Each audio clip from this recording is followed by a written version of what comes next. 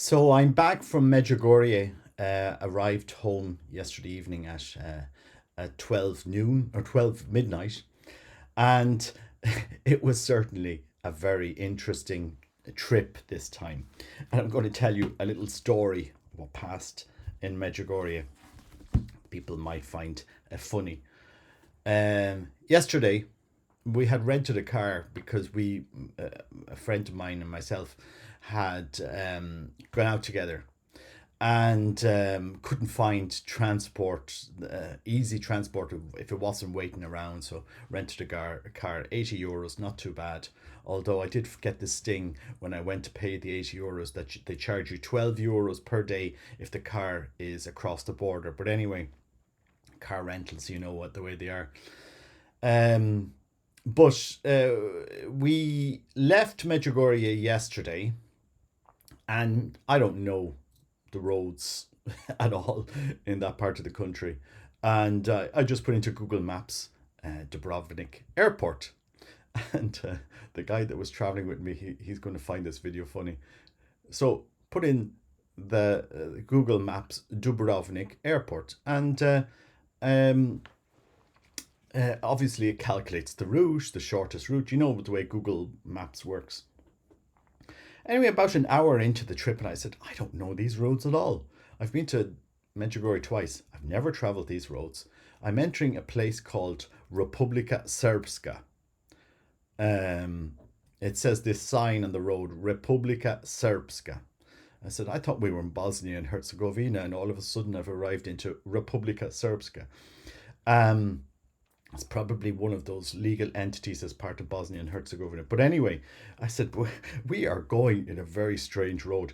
Anyway, I had to stop and go into Google Maps and make sure I hadn't put in the wrong airport, because you don't want to be arriving, doing a few hours of driving only to find that you've put in the wrong destination on the Google Maps. No, but it was. I was going to Dubrovnik Airport, and it showed me the route. So we continued on through Republika Srpska, driving along up roads, not the best traffic at all, not that nice road that we took along the coast when we arrived. Um, and it took us through the border crossing above Dubrovnik. So the Croatian border crossing is literally on nearly on a cliff. It's nearly on a hill. It was certainly an interesting trip. And I just had this foreboding about the car. Oh, I hope nothing happens to the car. Because sometimes you do rentals and, you get a scratch on it. But it was perfect. It dropped off the car and nothing was wrong with the car. And everything went fine. We arrived to Dubrovnik Airport. We arrived in plenty of time. And, no, nobody was going to miss their flight. And there I am at the in a restaurant there in the airport, and I just came to mind, where are my car keys, my Irish car keys that I have for the car I left in Dublin Airport. I'm there looking at searching my bag, searching my suitcase, no car keys. My heart fell. Okay, they can't be. And then I said, aha, I have an AirTag on my car keys. I can just, my daughter lost her keys a while ago, and she paid €40 or pounds to get new keys for her apartment. And she went and put an AirTag on her car keys, and I went and put an AirTag on my keys. I said, well, look, maybe I left them in the rental car and I can just go out to the rental car and get my car keys. But anyway, I looked into the app to see where my car keys are, and the car keys are where it comes up, St. James's Church in Medjugorje. I said, or in the apartment beside St. James's Church in Medjugorje where I'd left the car keys. I said, how did I leave the car keys in my room in Medjugorje? What came over me? Now, there's a story behind this, because my daughter, my second daughter, Laura, she had been to two concerts over the last year. And at both times, she left stuff in the hotel. The first time she went to a concert in Dublin, she left her charger there. And we said, okay. She comes home and she's stealing our charger because she left her charger behind, and said, Laura, just go and buy a new charger.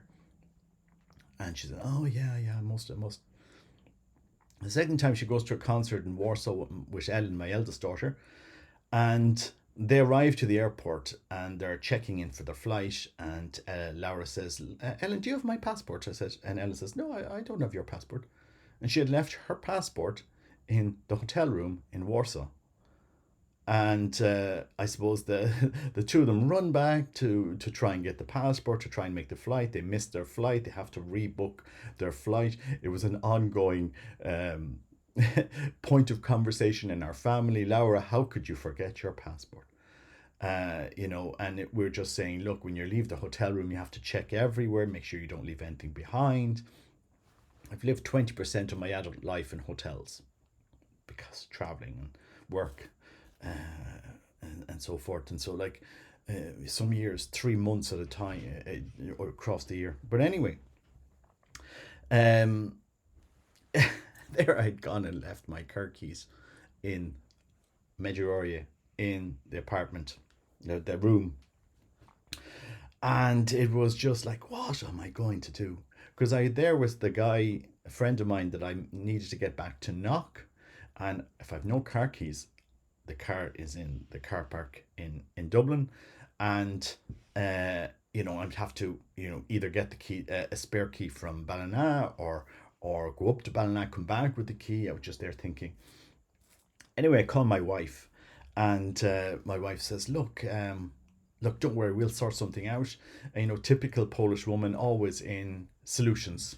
Says, yeah, look, she calls me back before the flight leaves to Dubrovnik. She says, Robert, your key will be in the airport when you arrive. Such and such a person will have it. You need to run to him because he's on a schedule and he can't wait to give you the key. So you have to be there at Dubrovnik, at a certain place in Dublin Airport at a certain time, and you can't be late. And the flight was arriving at 7, and I needed to be exactly at 7:18 or 7:20, in the space of 15 minutes in Dublin Airport, a specific place to get the key. Otherwise, the guy had to leave, and then he'd have to leave it somewhere else. But anyway, so I raced off the airport. I raced off the airline and through the airport. I think if anybody saw me running, it was me. There was a lady on the plane I was sitting next to, Mary King. She has just done her testimony on Tom Medjugorje. Mary King, she was sitting right next to me in the aisle seat. A big shout out to Mary King. She said, yeah, you get behind, you go first and get off the plane. So a big shout out to Mary King. I think she's been leading people to Medjugorje for a number of years. So anyway, race off the plane, and it's a long trek. It's like where Ryanair lets you off in Dublin Airport is like Siberia. So a long trek. We're running through the airport, out through passport control, out the airport. Meet the guy just in time at exactly 7:20, and he has my key to the car. So all sorted. We I got we got back to Knock and then back to Ballina. So that was the adventure. I tell you, like, it's strange because I said it to my daughter so many times. I've never lost anything in a hotel, and I haven't. In my whole adult life, I've never left anything in a hotel room. I go through it like 2 or 3 times, and it's not like this room in Medjugorje was a big suite of, with big ensuite, and it was a very simple room. I mean, it was with no view. It was pretty. I think people understand the rooms in Medjugorje. Like this was right beside St James's Church. It was simple, basic room, bed. That was 2 beds in it, but it was 2 single beds, and nothing else really. It was simple. There was no wardrobes. There was no safe. There was no cupboards. So how I left the keys there, I don't know. But it was, and then I'm thinking, because I said to my daughter, I've never left anything in a hotel room, and I've traveled a lot. Sometimes God just humbles you. When you think you can never be so secure in your own virtue that God won't say, boop. Because I did go on with Laura. Says, how did you leave your passport in the hotel room? and now you had to pay money for more another flight. Um, but there's me falling into the same thing that my daughter fell into, and after me telling her about checking your hotel room before you leave, just a story. But that was it certainly was an adventurous uh, day yesterday from start to finish.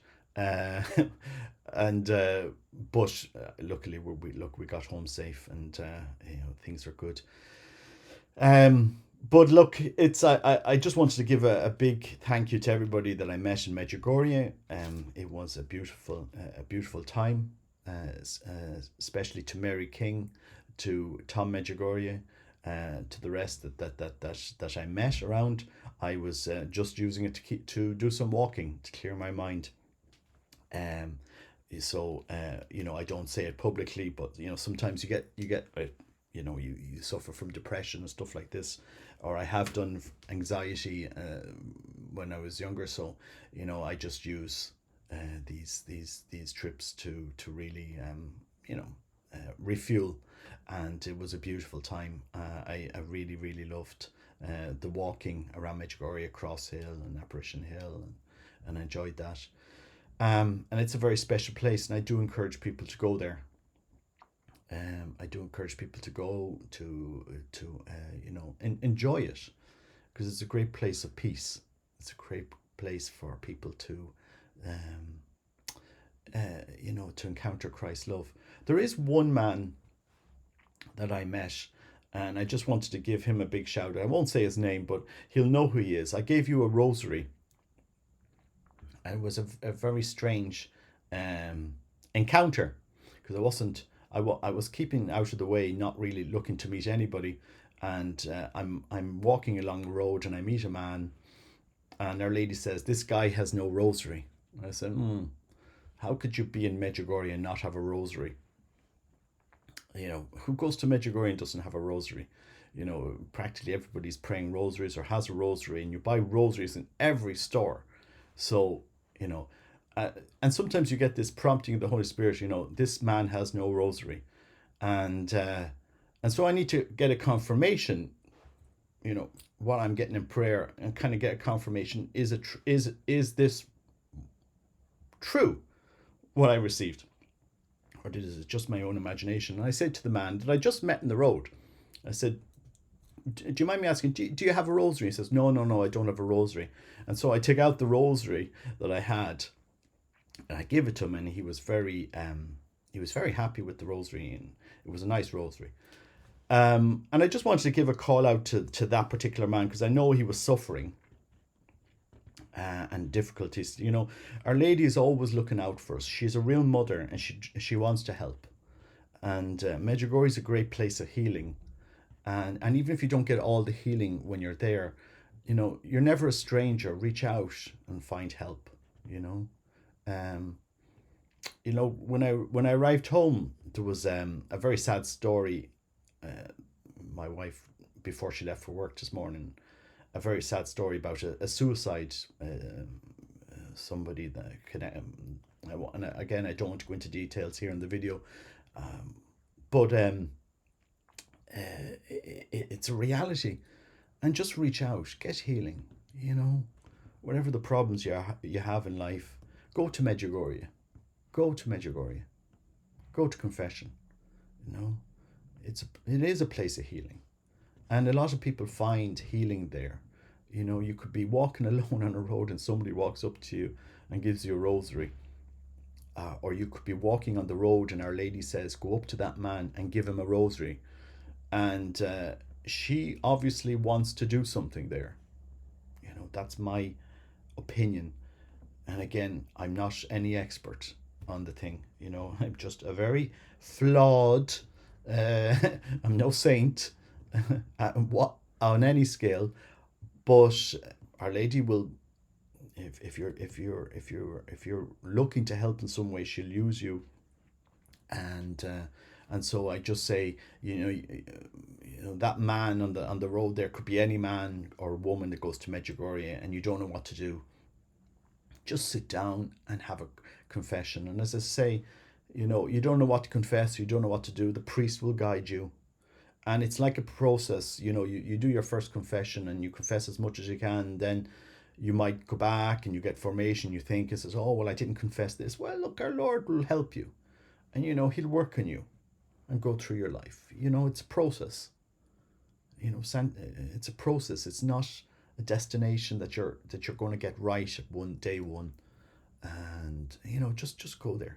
That's my advice. Anyway, that was my Medjugorje adventure. I tell you, I will never forget that yesterday, and it's a lesson to me to be humble, because you can never be so secure in your virtue that God doesn't drop you, and then you find out, yeah, I'll never do that, or I'll never do the other. You just never know. But anyway, uh, it was a lesson, and it was a beautiful day. And so anyway, God bless you. Take care. Bye bye.